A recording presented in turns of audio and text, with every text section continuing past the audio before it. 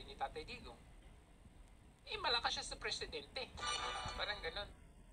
So, we all thought na talagang ang gusto ni Tatay Digong ay maging president siya. Pero lingid sa kaalaman pala natin lahat, pinrotektahan yun. I think siguro kilala naman natin si PRRD strategy. Kumbaga, ito yung sasabihin niya sa harap natin pero sa likod pala niyan, lagi palang sinasabi ni PRRD na huwag kang tumakbo. Anak kita, may concern ako sa'yo. Ayaw kong danasin mo yung mga dinanas ko. Parang gano'n. So, na ganun pala yung sinabi ni PR or ganun pala yung totoong pangyayari. You could imagine, 2 years 2 years na inabsorb mo na lang yung sinasabi ng mga tao na kasalanan mo kasi, pasaway kang anak. Hindi ka nakikinig sa tatay mo. Ganun, for 2 years. Pero never niyang sinabi sa publiko na, never naman niyang sinabing tatakbo ko ng presidente. Kaya nung sinabi niya to, nagulat ako. 7 times niya ako pinuntahan sa bahay ng nanay ko, sa bahay ng asawa ko. Talaga, nagsabi sa akin na tumakbo ka for president. In fact, sinabi niya sa akin. Kaya tuloy na guilty. Ako personally na guilty ako. Kasi, tuloy ngayon, nung nalaman ko ngayon, na guilty ako. Accusing somebody of which hindi naman niya ginawa or hindi naman exist. Hindi, it never occurred na ganun.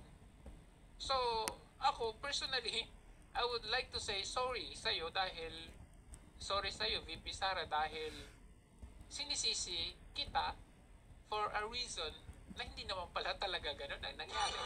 Kaya gulat talaga ako kanina eh.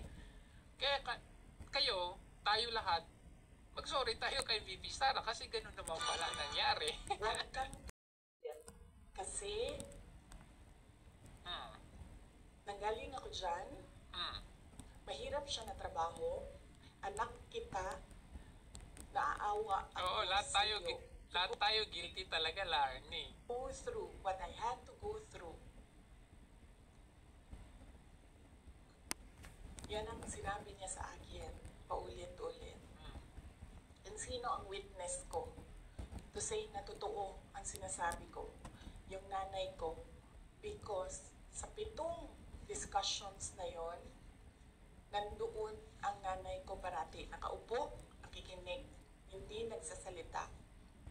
There was only one time, one discussion na nanay ko. Nilagay ko yung nanay ko doon para makinig siya sa aming dalawa ni PRD. So, on the hindsight,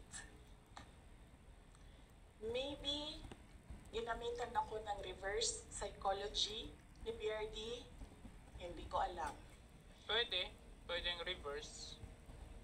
Pwedeng ganun eh, kasi kilala naman natin yung style ni PRRD. But, sa usaping, makalikot ang ating utak, iisipin natin na, parang sa Davao, di ba? Na gusto ni PRRD, ang susunod na maging mayor, anak niya pa rin. So kung politically speaking, we would think na yun talaga gusto ni PRRD, maging president yung kanyang anak pagkatapos niya. Pero, hindi naman pala ganun. Siya lang ang nakakaalam kung bakit paulit-ulit niya sinabi sa akin, huwag ka tumakbo for. Kung magkaroon kayo ng pagkakataon na tanungin niyo siya bakit. Another proof na hindi ako ngayon, eto na, okay. Kasi hindi pala occurred yung ganung but of course, siyempre, because of the support of VP Sara dito kay BBM, that's the reason why talagang in gist lang. Sa left side, nagsasabi siya doon, hindi si PRD. Hindi si PRD ang sumulat nun, ibang tao. Nagsasabi yung tao doon, Sara should not run for any position. Dapat si Bongo ang tumakbong VP. Yun yung nakalagay sa left side na document. Nakalagay sa right side na document, Sara should not run for any position. She should endorse Bongo Rudy Duterte for President and Vice President. So yun yung proof ko. Yun yung dala-dala ni PRD na document.